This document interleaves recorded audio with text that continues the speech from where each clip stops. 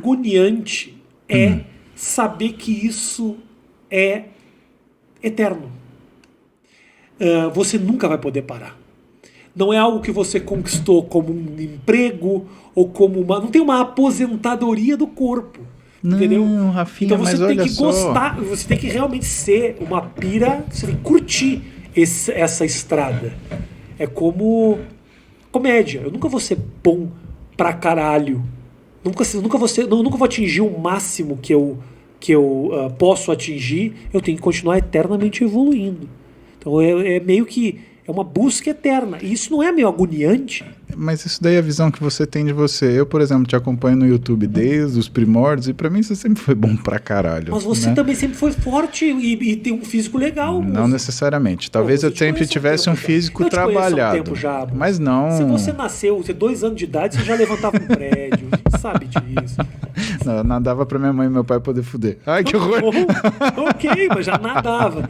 Mas é uma busca tua de muito tempo. Vamos olhar essa perspectiva. Quem tem uma explicação muito boa para essa perspectiva é um cara chamado Nassim Taleb. Tá? Esse cara escreveu um livro chamado Antifrágil e ele compara uma experiência de pseudo-segurança, que é 2 irmãos moram em Londres, um é taxista, outro é bancário. Tá, quem tem mais segurança?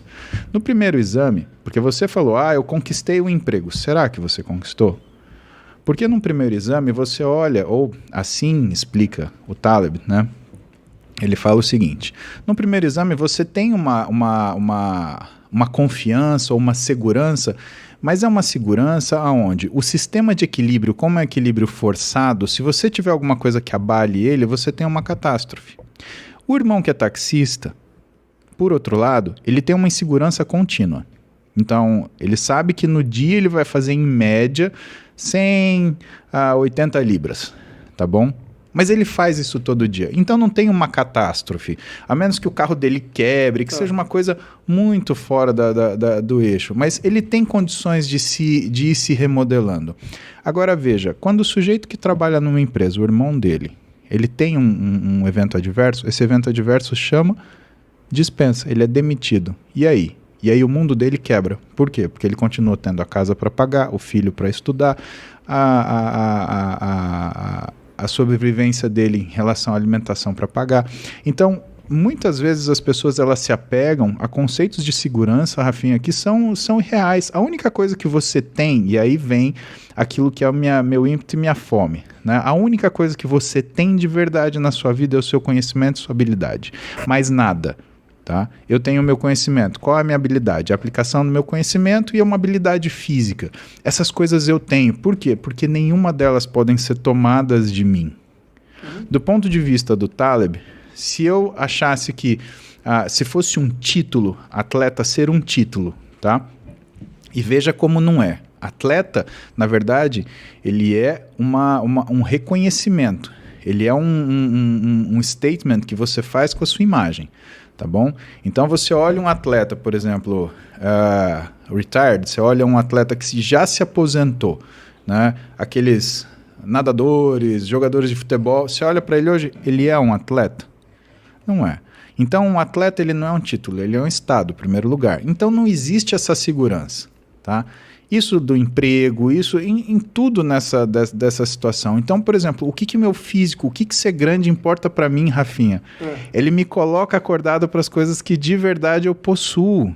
Eu possuo a minha capacidade de trabalho, eu possuo minha força de resolução, eu possuo a minha intelectualidade, que são coisas que eu invisto incansavelmente. Eu possuo minhas filhas, eu possuo minha família. Tudo bem, minha mulher, ela pode um belo dia me dar um pé na bunda. Falar, cansei, isso é chato pra caralho, não aguento mais esse negócio de fazer dieta, não sei o quê. Mas depois de, 20 anos junto quase, ela já teria feito isso N vezes e ela desistiu, né? Eu sei que ela desistiu, né? Tanto que, né, a gente tá junto até hoje. Sim. Mas assim, entenda, ter o meu tamanho me lembra que as verdadeiras coisas que são sucesso eu carrego comigo. O resto não interessa. Eu sou um menino que veio do interior que não sabia se ia conseguir fazer faculdade. Eu olho para mim hoje e eu tenho orgulho daquilo que eu conquistei. Toda vez que eu entro no meu carro, eu lembro que eu já tive que pegar busão 5 da manhã para chegar no quartel do exército antes das 8.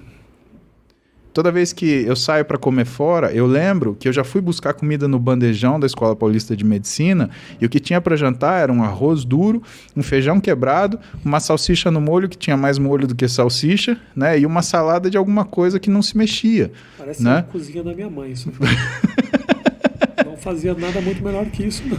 Pois é. Não tô achando tão ruim isso aí que você tá falando. Não era ruim, não. Meu, longe de mim falar, graças a Deus, eu tinha o bandejão da Escola Paulista para eu comer. E assim, eu lembro dessas coisas. Primeiro o seguinte, exatamente o que eu estou fazendo do advogado do diabo, te fazendo essa pergunta, porque primeiro, eu tenho uma admiração fodida pelo cara que coloca na mente dele de que, olha, eu quero ficar grande, meu objetivo é transformar meu corpo, eu falei isso com o Cariani quando ele veio aqui, eu sei a quantidade de concessões que essa pessoa tem que fazer para atingir esse objetivo, é mudança de alimentação, é o sono que tem que cuidar a quantidade de atividade física, os movimentos, a vida se torna extremamente organizada em torno de um apenas objetivo. Se você fosse colocar, se todos os atletas tivessem o foco que os fisiculturistas e os lutadores de MMA, que também acho que são fodidos, o cara tem que estudar 4, 5, 6 habilidades diferentes, ainda manter um peso, às vezes perder 10 quilos para uma luta que ele pode acabar em 3 segundos. E aprender a não perder a paciência quando toma soco na cara, que é o mais difícil. Exatamente. Porque todo mundo tem um plano até levar um soco na cara. Exato. Então, assim, eu sinto que esses dois tipos de atleta, eles têm um foco que é exemplar para qualquer um. Só o foco do cara transformar o seu corpo e fazer todas essas concessões já é extremamente admirável. Rafinha, eu discordo de você porque você está falando de coisas que você vê. Para mim, eu acho a sua vida muito difícil. Um artista, e eu vou te explicar por quê. E aí que tá, você fala, minha vida não é difícil. Do mesmo jeito que eu falo para você, a minha vida não é difícil. A questão é que a minha vida você vê. Você vê o cara que estuda, você vê o cara que treina, que conta repetição, isso é visível. Agora vamos pegar um cara que é um artista. Um cara que é um artista, ele tem que ter experiências. Agora, como que você tem experiências, Rafinha? Você tem experiência no seguro daquilo que é o seu espaço de segurança, o seu local de conforto? Não, você não tem experiência fazendo isso. Em primeiro lugar. Sim, tem que estar se colocando em lugares para poder viver a vida. Lugares e riscos. Né? E quando você fala em risco, você se tira daquilo que é o seu intervalo de conforto, sua zona de conforto. Essa é a primeira coisa. Segunda coisa, você se expõe a críticas. E hoje o que as pessoas têm mais dificuldade de entender é crítica. Por quê? Porque do mesmo jeito que a rede social ela trouxe para você uma exposição monstra e de fato trouxe admiração, ela trouxe crítica na mesma proporção. Claro. Sim. Minto eu, acredito que seja muito mais crítica do que admiração, porque criticar é fácil. Não. Acredite se quiser, não. Eu seria muito injusto. Eu consigo olhar para a admiração. Eu consigo curtir, coisa que eu não fazia. Eu aprendi a curtir a admiração. E eu acho que só em momentos de queda de carreira é que você consegue dar valor para quem gosta do que você faz. Senão, você passa o tempo inteiro focado naqueles que não gostam de você. Você caiu numa armadilha. Tá vendo como é difícil ter experiência? É difícil, cara. Tá vendo o que custa? Você precisa. Senão você olha para a plateia e é um mar de cabeças. No dia que a sua carreira faz assim, você tem que se reconstruir e você tem que buscar ideias novas, aí você começa a olhar aquela menina e pensar na plateia e falar assim, pô, ela botou esse vestido, olha só, ela estava em casa e ela pensou, puta, eu vou botar essa roupa porque eu vou no show do Rafinha, e fez o cabelo e botou um brinco. Aí, puta, hoje eu consigo olhar para essa turma que vem falar comigo, ou que vai me assistir, ou que paga pelo meu show e ter uma admiração que eu não, em algum momento, virou um mar de cabecinha, sabe? Mas você percebe que o seu só é fácil para você porque você já fez, assim como o meu só é fácil para mim porque eu já fiz. Então, é importante que a gente tenha essa discussão ou tenha uma observação de fora disso. Por quê? Porque eu e você, a gente está falando para pessoas como eu e você, para pessoas acima de você e eu, e a gente está falando para gente que quer chegar onde você e eu estamos. E essas pessoas que estão onde você e eu estamos, elas estão olhando para dois indivíduos onde, o caminho está fácil.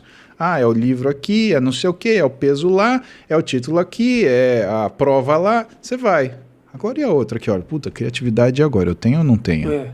Será que eu sou tão estúpido que eu não consigo fazer ninguém dar risada de propósito? Não, porque sem querer a gente consegue, né? A gente faz eventualmente uma cagada. Eu fui fazer minha live hoje de manhã, o banho não tem calendário, e, eu tomei um banho do meu pré-treino porque eu tava com sono, porque eu não dormi à noite, porque eu fiquei fazendo aula, né? Então, consegui. Tive 3 segundos de humorismo de humor na minha live, tá? Mas eu não conseguiria fazer isso de propósito. É que eu sinto a única